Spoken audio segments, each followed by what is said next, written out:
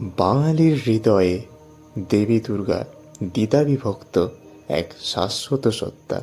সৃষ্টির আদি লগ্নে বসন্তের নবপল্লবে যখন প্রকৃতি সজীব, তখনই প্রবর্তিত হয়েছিল বাসন্তী পূজা। এটি দেবীর আদি আরাধনা, যা রাজা সুরথের হাত ধরে মর্তে পেয়েছে আভিজাত্য। কিন্তু মহাকালের পরিক্রমায় ত্রেতা যুগে রচিত হলো এক নতুন অধ্যায়। দশানন রাবণের বিনাশার্থে শ্রীরামচন্দ্র বসন্তের প্রতীক্ষা না করে শরৎকালেই দেবীর আবাহন করলেন।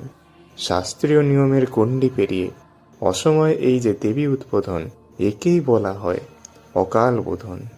বাসন্তী পূজায় প্রকাশ পায় প্রকৃতির স্বাভাবিক ছন্দ, আর শারদীয়া দুর্গোৎসবে ধ্বনিত হয় প্রতিকূলতার বিরুদ্ধে অদম্য জয়ের জয়গান।